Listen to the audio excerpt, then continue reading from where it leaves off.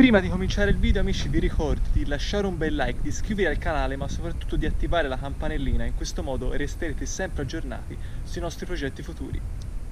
Allora amici, abbiamo appena finito di raccogliere l'uva, abbiamo messo tutto nel carrello, adesso facciamo una piccola perquisizione per vedere se è avanzato qualcosa, abbiamo lasciato qualcosa, anche se io sono molto preciso, e poi ci avviciniamo alla cantina dove faremo tutte le lavorazioni per portare poi l'uva appunto dentro i tini. Allora amici, eccoci qua ci sono alcune cassette della vendemmia, altre sono sul carro ancora. Ho tirato fuori le cose che ci servono, come vedete c'è la deraspatrice, che è questa, che ho comprato circa 15 anni fa, vedete, è elettrica, prima ne avevo una manuale ma era un po' più indaffarata come storia. Vedete qui c'è lo scarico dei raspi, appunto la scelta fra il chicco e il raspo, che appunto poi porterà l'uva all'interno di questo tino. Successivamente, una volta inserita l'uva qui, come vedete arriverà proprio dentro al tino, quindi non ci saranno più spostamenti. E cosa farò io? Successivamente poi andrò a mettere il mosto all'interno di questo tino in vetroresina, appunto, che è da più di 250 litri. Chiaramente poi all'interno del tino farò delle lavorazioni che vi farò vedere successivamente, perché andrò a inserire il metabisolfito, che appunto serve a sanificare l'uva, e poi metterò degli agenti lievitanti che andranno a fare un nutrimento. Poi stasera andrò a inserire il lievito stesso, perché bisognerà prima creare un luogo dove appunto poi il lievito può lavorare. Qua ci sono queste cassette, ho preso questa cassettina piccola perché io da un po' di anni faccio il governo, non so se sapete che cos'è, un'usanza toscana, dove praticamente la famiglia Ricasoli cosa faceva? Prendeva le uve più belle, quindi i grappoli più belli, quelli più sani, li metteva da una parte e li andava a inserire quando si va a fare la pigiatura, appunto la torchiatura con questo. Per quale motivo? Perché in questi 10 giorni, barra 15 giorni, avviene la prima fermentazione alcolica, quindi tutti gli zuccheri scompaiono poi. Noi, andando a mettere queste vinacce, poi andranno a seccare, quindi diventeranno ancora più zuccherine, andando a mettere su questa cassetta ben areata, appunto in cantina, quando le andremo a inserire all'interno del nostro tino con tutto il mosto, che ormai ha già finito la fermentazione, appunto dopo la piciatura, succederà che ripartirà una seconda fermentazione grazie allo zucchero, quindi ci sarà una fermentazione più lunga e anche più tranquilla. Poi, come vi ho già detto, noi andremo a utilizzare il ghiaccio. Per quale motivo? Perché oltre a rallentare la fermentazione mi va a tirar fuori dei sapori e degli odori dai grappoli che col calore non verrebbero fuori, si disperderebbero.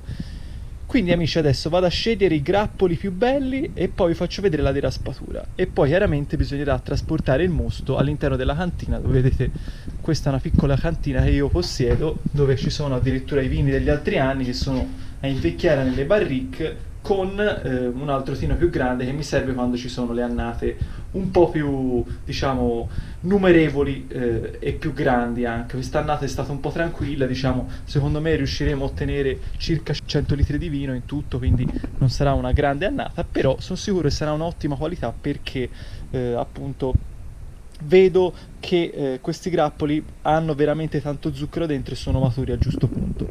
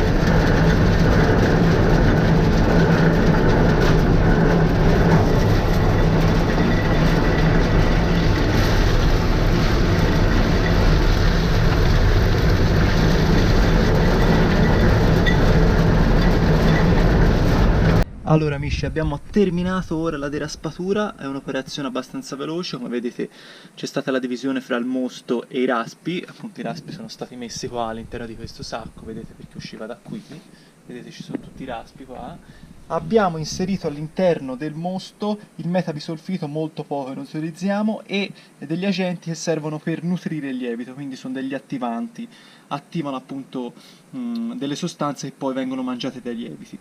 Adesso vado a togliere la deraspatrice, la vado a pulire perché si è sporcata tutta, poi la vado a reinserire in cantina e poi noi andiamo a mettere il mosto all'interno del nostro contenitore in vetroresine, che appunto è una botte, e infatti per muovere il mosto utilizzo una clava come facevano una volta. Ogni tanto vado a girare, a buttare giù le vinacce e a vedere se il liquido viene su, perché appunto è molto importante questo, e come vedete ci sono i ghiacci che permettono appunto all'uva di raffreddarsi. In questo modo vengono fuori anche dei sapori, non come il ghiaccio secco appunto che va a meno 78, ma qui gli do una ghiacciata, in questo modo arriva freddo e magari vengono fuori dei sapori che con il caldo, con la temperatura ambiente, come molti fanno senza il ghiaccio, non vengono fuori. Allora amici, eccoci qua, siamo in cantina, come vedete il mosto è all'interno del tino di vetroresina, come vedete ci sono anche i ghiacci che ho lasciato dentro, ora fra poco li tolgo. E vi chiederete a cosa serve questa clava. Ve l'ho un po' già detto, praticamente le grandi aziende utilizzano delle pompe, ma nel primo periodo dell'uva, quando ancora non abbiamo torchiato, quindi pressato, bisogna fare dei rimontaggi, ovvero bisogna rispingere il mosto sotto il livello del liquido, in questo modo, proprio con questa clava che appunto mi ha donato un eremita, che conoscevo qua. Bisogna buttare, io lo faccio 3-4 volte al giorno, il mosto sotto il livello del liquido, appunto, del succo. In questo modo si fa una lavorazione molto più precisa. Chiaramente se uno avesse una pompa per alimenti sarebbe ancora meglio, perché si va a pompare il liquido sopra, quindi rimane sotto solamente la parte del mosto, vedete un po' in questo modo. Appunto questa operazione la faccio 3-4 volte e poi mi raccomando, una volta finita la lavorazione scuotete questa clava, che appunto io proteggo da tantissimi anni. Dovete tenere conto e vedete ci sono proprio delle... È veramente bella, questa clava è stato un dono da questa persona, e mi raccomando andate sempre a coprire il mosto perché l'ossigeno è un nemico del vino. Vedete? Chiudete per bene senza mettere anche le viti, tanto non ci passa aria. Ho messo l'acqua nel gorgogliatore perché se comincia a fermentare in questo modo si controllano le bollicine qui, ma non dovrebbe partire perché ci sono i ghiacci. Ci vuole una fermentazione molto lenta per fare un vino buono, secondo me, poi ognuno è libero di pensarla come vuole. Fra poco vado a togliere i ghiacci, stasera metterò il lievito perché in questo momento c'è solo il metabisolfito e gli attivatori. Non inserisco il lievito perché sennò gli attivatori non servono a niente. Lo vado a mettere stasera e poi appunto facciamo questi rimontaggi ogni giorno, fino al giorno della torchiatura, che vi farò vedere appunto con il nuovo filmato. Io vi ringrazio amici, vi ricordo solamente di lasciare un bel like, di iscrivervi al canale e soprattutto di attivare la campanellina. In questo modo riuscirete sempre a essere aggiornati sui nostri contenuti futuri. Ciao!